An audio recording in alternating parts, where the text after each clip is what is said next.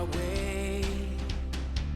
It's a brand new day, and we'll be making history. Welcome to Elevating Lives. My name is Charles Evdos. I'm Executive Director of Rise Life Services. The goal of our show is really to educate, help individuals with special needs, developmental disabilities, autism, whatever the category may be, we're here to help. Rise started back in 1984 as aid to the developmentally disabled. We currently have 32 sites throughout Suffolk County. We have two food pantries, one in the Hampton Bays, one in Riverhead, and we have a No Walls program, which is an adult program located also in Riverhead. We are going to expand our services into the Huntington area. The goal is to open up by January 1st. It will feature basically another adult day program, basically a cultural center, which covers pretty much dance, music, whatever the category is in the arts, to help individuals with special needs, developmental disabilities, and we're here to help in the community. Today I have Darryl Johnson, who's my intake and director of admissions. We also have JoAnn Vitale, who's our director of the No Walls program, our adult program, and our two food pantries. Darryl, tell us a little bit about what you do at Rise and some of the things that you have noticed that's happening in New York State over the years. Well, thank you, Charles. Again, my name is Darryl Johnson. I've been with Rise Life Services for 15 plus years, starting with aid to the developmentally disabled, now elevating our name to Rise Life Services. Again, admissions intake director that is really supporting our programs with the admission and discharges of our individuals. We have over 174 residential beds servicing individuals with mental illness in our mental health program, and also individuals in our OPWD, also people with development disabilities in our IRA and ICF residential sites. Again, I've been here 15 plus years. I've seen the agency grow. Some of the changes that we've made has provided the agency and myself opportunities. I also work with our staff retention.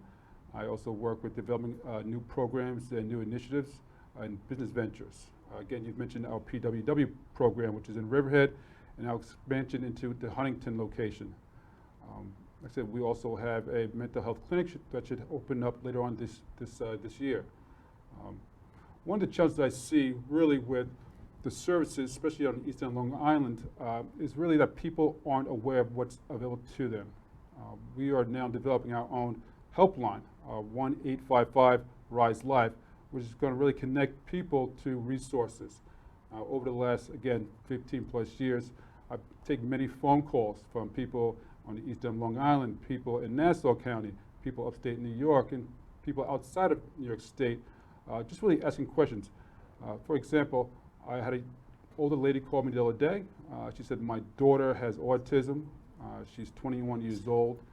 She's graduating school, and I don't know what to do with her. I don't know what's out there, what's available for her. I don't want her sitting home all day. I want her to be connected to the community. I want her to live a healthy and prosperous life. So again, part of our helpline would be connecting that person to additional resources. That could be a day program, that could be a site-based day program, that could be a PWW program, that could be connected to benefits. It might be also connected to doctors in their area. I think for us at Rise, we've been doing that for a long time. Now we're providing this helpline so people have a direct number to call. And again, if it's truly an emergency, we're going to direct you to call 911. We're just really connecting you to services and opportunities to really support your loved ones or yourself. I've had phone calls from people who are incarcerated. I've got letters from people who are incarcerated. Dear Mr. Johnson, I've spoken to a friend of mine that you've helped in the past, and I'm wondering if you could help me. Again, a lot of my conversations start with a person really just telling me their story. There's a lot of stories. People have stories that are meaningful to them. Again, it could be their personal story or a story about somebody else. Along our conversation, I usually get to, so how can I help you? What would you like me to do for you? And that's really when our work begins.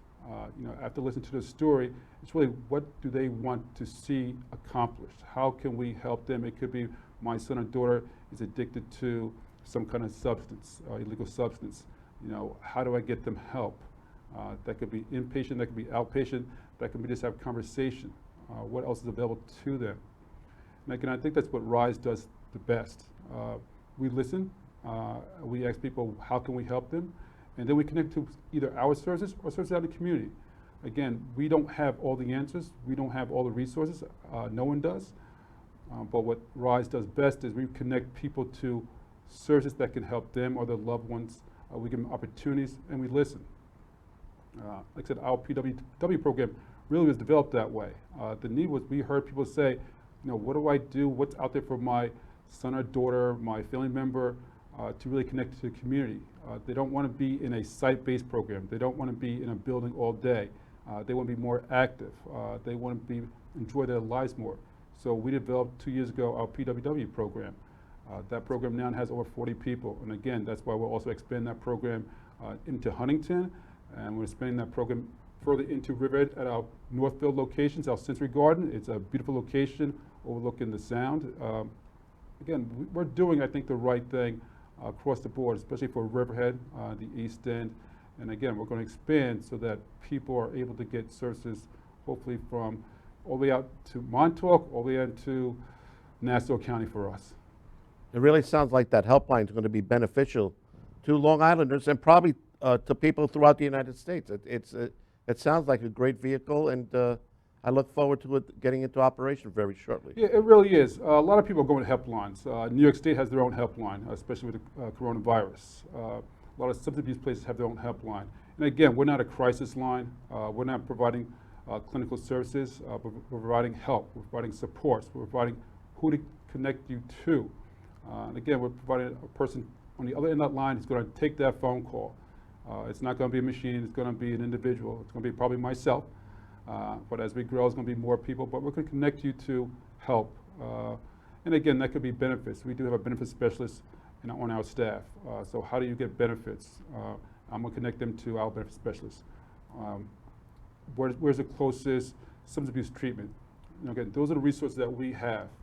Even though we don't have everything under one roof, our contacts with other agencies, our contacts with hospitals, our contacts with doctors, our contacts with the counties, again, OPWD or OMH, really going to provide us the opportunity and the resources to connect people to the services that they need. And I said, I think that's the first step for people to get help is how do I get it? Who do I contact? JoAnn, tell us a little bit about yourself and what you do at RISE, and where can we help the community? I've been at RISE for 33 years now. I started when the agency only had 7 houses. It was a small agency, and I came there. As the agency grew, there were a lot more opportunities, and like Darryl said, just a few years ago, we decided to branch out from residential services and open up the first day program. And since I've been with the agency for many years in residential services, I had the opportunity to go to a lot of the day programs that are around. And one thing I didn't want was to have the same kind of day program again. So we developed a day program without walls, which was something that's new to treatment services. There are other day programs without walls. That's kind of the new model for day programs. We go out into the community, though, as much as possible. COVID certainly has kind of put a damper on some of our activities. We have to follow OPWDD and Department of Health protocols to keep everyone safe, but we're starting to go back out into the community. Most of the individuals in the day program are now vaccinated, double vaccinated, so that helps us be able to go out. We sit down with the individual. When they come to the day program, I do an intake on the individual, and I sit down with them and their circle of support, their caretaker or their family member, and ask them what it is they really want out of day program services. Do they want to just have a social experience because they're isolated and they don't have many friends? Do they want to continue their academic skills because we're getting a great deal of individuals who are aging out of school between 19 and 21, and they have no place to go once they're finished with school? So do they want to continue with their academic skills? We have a retired BOCES teacher who comes in at least once a week to help with academic skills, to enhance their skills or to maintain their skills. And for some of the individuals who are older and been at day program for a while, they may want to also increase some of their academic skills. The BOCES teacher will come in, her name is Renee. She does kind of like fun activities with the individuals. So it's not like a classroom setting where we'll do kinds of reading, math, and geography games with people to engage them. We also go out into the community and we participate in activities like out here in the Hamptons in the Watermill Center. We do activities with the Watermill Center when they have different artists from around the world come. They'll invite us to come and spend the day with them.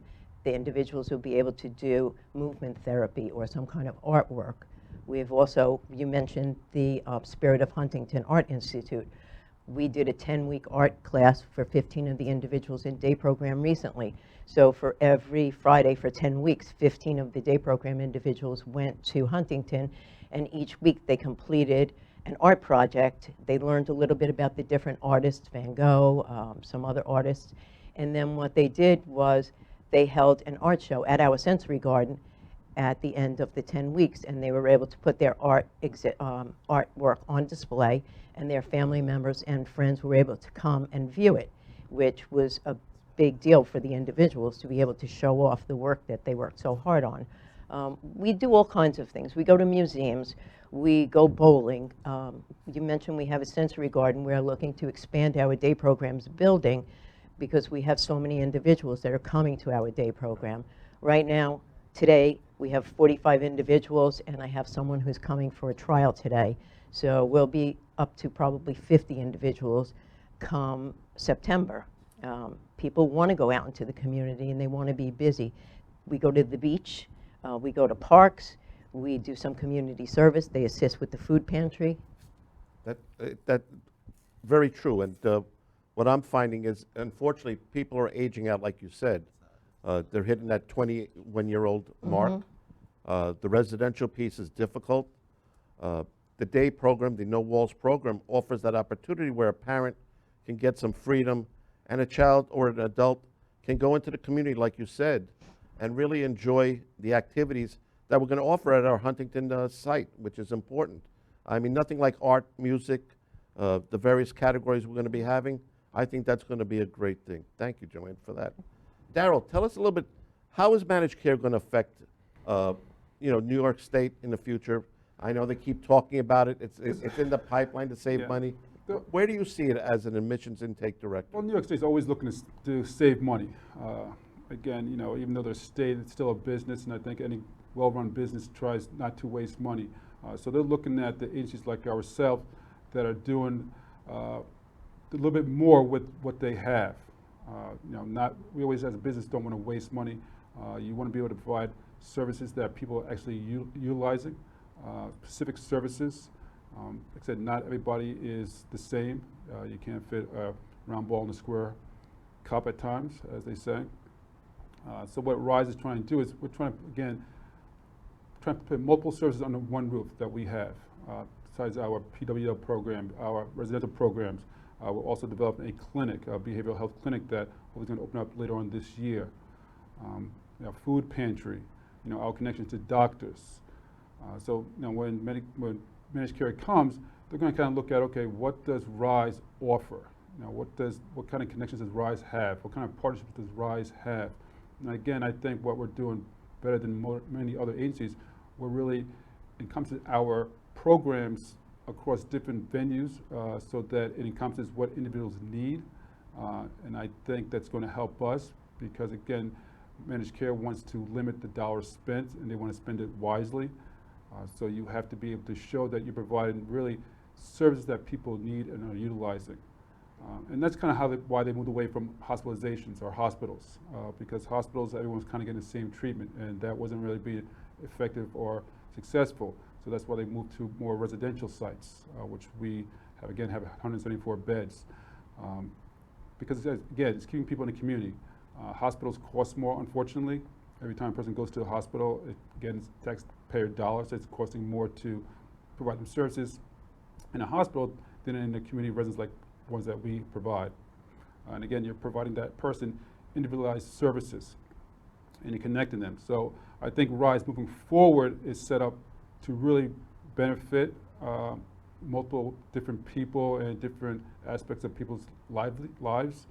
And I think managed care is definitely going to look at what we have and how we're moving forward as a progressive way of treatment, progressive way of doing business. And I unfortunately hate to say that word, business and treatment, in the same word, but it usually it's connected.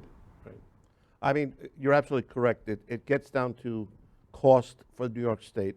I believe we're about 28 to 40% cheaper doing the same job as New York State does. So we do supply New York State with an option to reduce their costs, no question. So thank you for that, Darryl.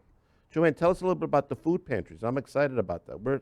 Unfortunately, it's growing, which is not a good thing. Yeah. But what do we do? We're helping the community. We're helping lots of people. What are we doing best here? We're doing food pantry. We have 2 food pantries. We opened one recently in Hampton Bays. The reason why we went to Hampton Bays was that Island Harvest identified Hampton Bays as an area that had need for a food pantry. There was other food pantries there, but we're unlike a lot of the other food pantries where we don't require people to bring identification to come to the food pantry. We're also a client choice food pantry, so we put the food out right now because of COVID. We put everything outside and people can come along and they can choose the food that they want to. Some food pantries will bag food and hand you what they've bagged up for the consumers to take. People come and they know what their families need. So they're able to come and they're able to choose what they need. Do they have small children? Do they have certain things? Or are they senior citizens and maybe have different kind of nutrition needs?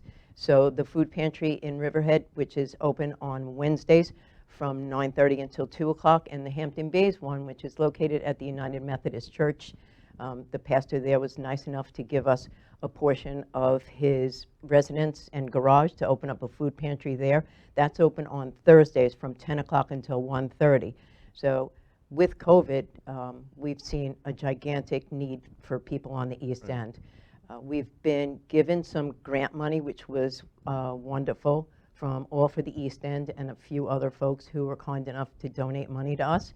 And what we've been able to do is to also go to some of the local farms and purchase from the local farmers, our community partners, fresh produce that we can provide for people in the food pantry. So we kind of help 2 ways. We're helping our local farmers who need the revenue, and we're giving fresh fruits and vegetables to the people in need who are coming to the pantry. Yeah, that's great. I mean, our food pantry program does not receive really any funding from the state. No. We count on donations, we count on grants to run the program. We're looking to expand it further because there is a tremendous need. I know starvation is up 300, I read a figure it was 300% on Long Island, which is unheard of. Hopefully it'll get back to a lower level very quickly. But our goal is to really help the people on Long Island who need it. We're here to help, and that's a 4-letter word that really counts. It is, again, that's our helpline. That's part of our helpline. That's part of our day program. That's part of our behavioral clinic. Everything that we're doing moving forward is really developed off of the need of people on, especially Long Island. Like I said, we've taken those phone calls. We've had those face-to-face. We've had people kind of just walk into our building, come to our building, asking questions. So I think over the last 2 to 3 years, we've done a really nice job of taking all that information that we've received from the phone calls, from those face-to-face conversations, and say, okay, what can we do to help people more? So we are more than just residential. I said we were residential 30 years ago. Today, we are, Rise, elevating the lives of people based on what they're telling us they need. And I think that's what we do differently than a lot of other agencies. We take those phone calls. It doesn't make a difference what time it is, or we'll call you back. We take those emails, we take those letters, and we read them. We have an open door policy, even with COVID. We're meeting people outside the building if they can't come in the building. We're meeting them down the road. We're giving them face masks. We're setting up clinics for vaccinations or clinics to get tested. We're really involved in the community. We're not just a business. I think we are the business because we're giving people what they want. No matter, again, sometimes it's not cost effective for us because we're doing it for free. But sometimes you got to look upon, financial ends, and I think again that's what we're doing better than a lot of other agencies out there. No, that's great. There's 3 projects that I'm looking to get the agency to move to, and one of the big ones is creating a 55 and over community for developmentally disabled, special needs, and veterans. It would be basically like a retirement center for those individuals, and that's a big project we're going to be working on, and I'll talk about it in future shows. Ability TV is another area where it's a station, channel, cable, whatever, a podcast that are specifically for special needs, adults that have brain injury, whatever the category may be. It's going to be dedicated to those type of individuals. And we're looking to expand our services to wherever we can help the community. That's really important. JoAnn, tell us a little bit more about the food pantry. That's a sore point for me. And Well, the food pantry started kind of as an idea a few years ago. We have some individuals who we provide residential services to, and they were looking for things to do. So that was before day programs started. So I was wondering, could we open up a food pantry and employ a few of the individuals? Well, it worked out really well. We started off in a garage in Aquabog, and when we moved into the Riverhead location, it kind of really expanded because we're right in the same parking lot as the Department of Social Services. So many times when someone goes to the Department of Social Services for the first time asking for assistance, it takes sometimes 4 or 5 days before any of their benefits would come into effect. So Social Services says, well, there's a food pantry across the parking lot.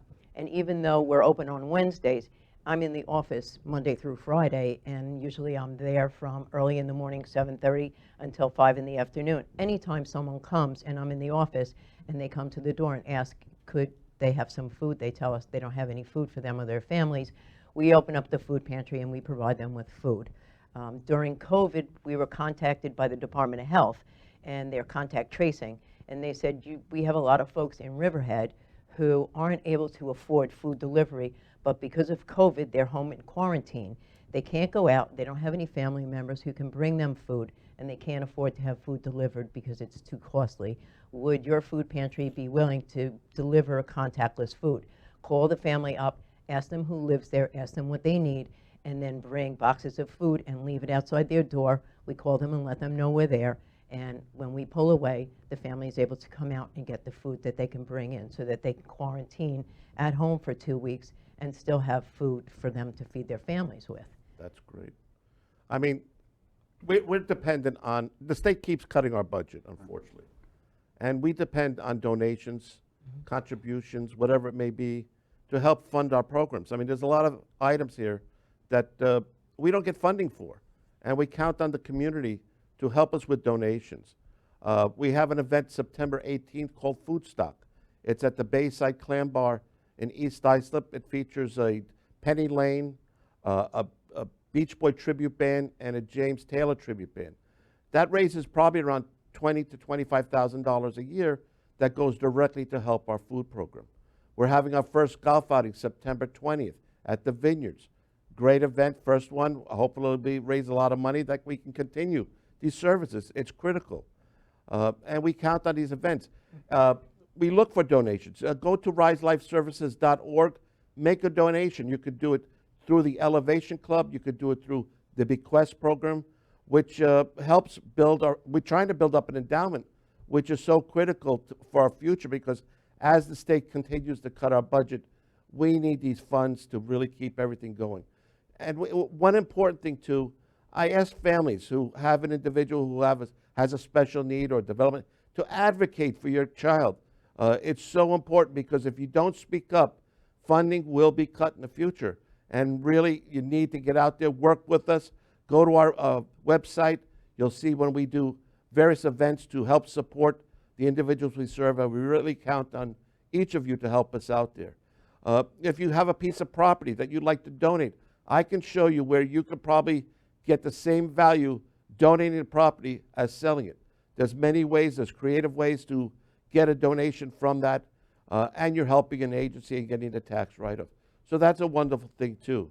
Darryl, is there anything you want to conclude the show with? Yeah, I know, like I said, 7 years ago, the running joke was we're the best kept secret out in the East End. Like I said, speaking to people in Shirley or even Shoreham, they didn't even know we existed. And again, we were here for before that, 25 years, now going on over 30 years. I think RISE has definitely elevated. We're not that secret any longer. Again, we've connected to a lot of community people, and we're going to continue to connect to people. Again, that's what we do best.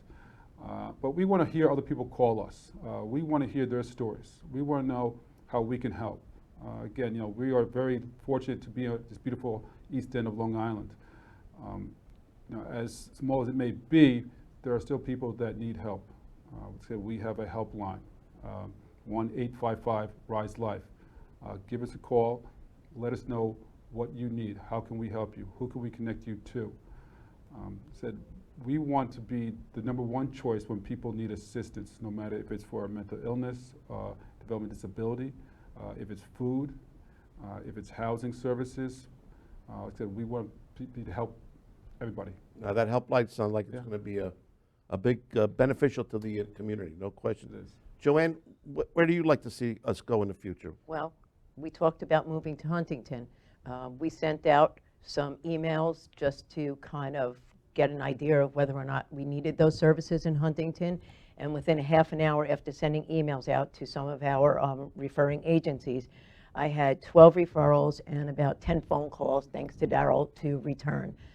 There's a great need for expanding day program services to individuals because many, many people are choosing self-direction services for their child, which means that they can keep them at home. But once the individual is finished with school, where do they go? And many, as you know, many families on Long Island, both family members work. Living on Long Island is expensive. So what do you do with a person who needs to have some kind of support during the day, but they're out of school now? Right. So That's great.